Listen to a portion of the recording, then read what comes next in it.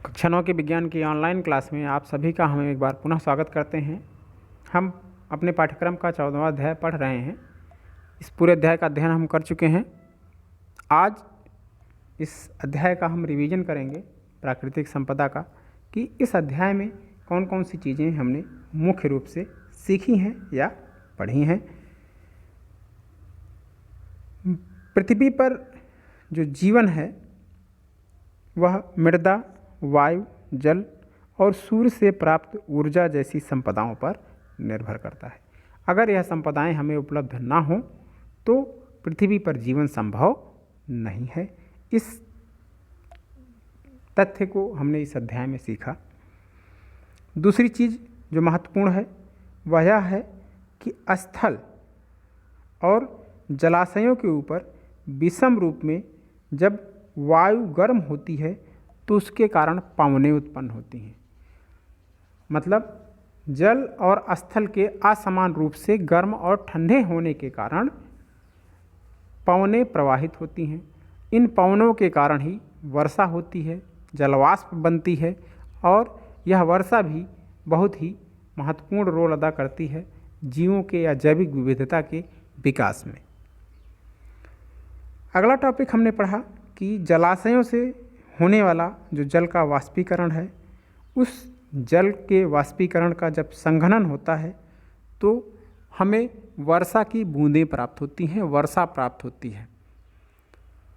मतलब संघनन के उपरांत जो जलवाष्प होता है उसमें जो धूल के कण हैं, जो हाइड्रोकार्बन के कण होते हैं, वह नाभिक का कार्य करते हैं और उस कण के चारों ओर जल के जो अणु हैं वह चिपक जाते हैं, जिससे जल का संघनन हो जाता है और अधिक संघनन होने के उपरांत जल की बड़ी बड़ी बूंदें बन जाती हैं जो कि स्थिर नहीं रह पाती हैं तो पृथ्वी की ओर गिरने लगती हैं, जिसे हम वर्षा कहते हैं।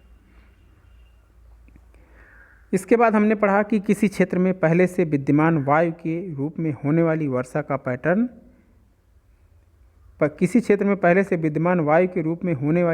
पैटर्न निर्भर करता है। मतलब किसी क्षेत्र में किस प्रकार की वायु है, किस प्रकार की वायु किस तरह गर्म हो रही है या ठंडी हो रही है, यह पैटर्न जो है वह वर्षा की मात्रा को या वर्षा को निर्धारित करता है।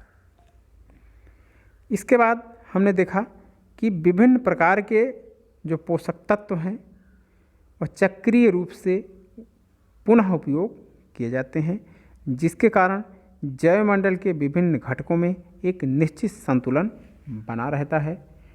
जैसे कि मृदा में उपस्थित खनिज पदार्थ, कार्बन, वायुमंडल में उपस्थित पदार्थ, रासायनिक तत्व, ऑक्सीजन, जल, यह जो सारे पदार्थ हैं यह चक्रीय रूप से उपयोग किए जाते हैं और विभिन्न घटकों में इनका एक निश्चित संतुलन बना रहता है, जिससे कि यह जीवन संभव होता है।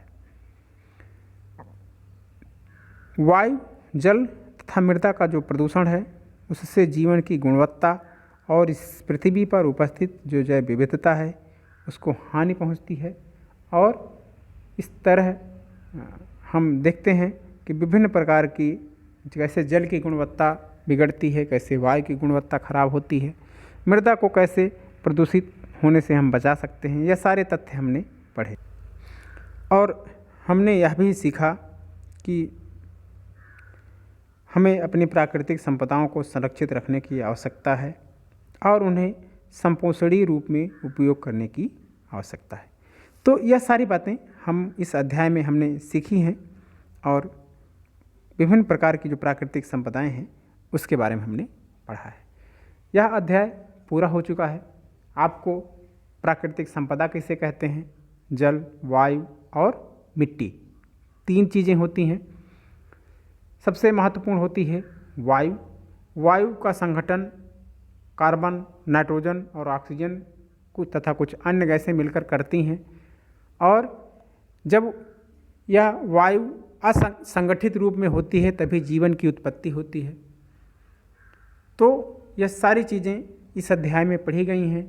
साथ ही हमने जल के बारे में पढ़ा कि जल कैसे एक अद्भुत द्रव है। सारे कोशिकीय क्रियाएं, कोशिकाओं में होने वाले जो जैव रासायनिक क्रियाएं होती हैं या जो पदार्थ का संवहन होता है किसी भी जीवित शरीर में इस जल के अणुओं के साथ जुड़ करके ही संभव होता है।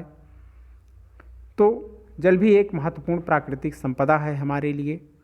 और उसके बाद अंत में हमने देखा मृदा, कैसे मृदा का निर्माण होता है, मृदा का कैसे जीवों के लिए उपयोग है, किसी भी क्षेत्र की मृदा किस प्रकार वहाँ की जैव विविधता को प्रभावित करती है। ये सारी बातें हमने इस अध्याय में सीखी हैं, तीनों तरह की प्राकृतिक संपदा के बारे में। और हमें यह भी ध्यान रखना चाहिए कि हमारी यह जो प्राकृतिक संपदाएं हैं, चाहे जल हो, चाहे वायु हो, चाहे मृदा हो, या इनकी गुणवत्ता बनी रहे या प्रदूषित न होने पाएँ, यह बहुत ही हमें ध्यान रखना है। और कैसे हम इनको प्रदूषण से बचा सकते हैं, इनकी गुणवत्ता को सुरक्षित रख सकते हैं, इन सब चीज़ों के बारे में भी हमें ध्यान रखना चाहिए। और इसी के साथ यह पूरा अध्याय समाप्त होता है। इस पूरे अध्याय पे एक टेस्ट पेपर आपको दिया जाएगा, उसको आपको हल करके हमारे पास भेजना है। बाकी इस अध्याय से संबंधित अगर आपको कोई भी डाउट है अब भी इस रिवीजन क्लास के बाद भी, तो आप फ़ोन करके कमेंट करके उसको हमसे क्लियर कर लें। बाकी हम आपको मिलेंगे अपने अगले लेक्चर के साथ। तब तक घर पे रहें, पढ़ते रहें। हमारी बहुत बहुत शुभकामनाएं।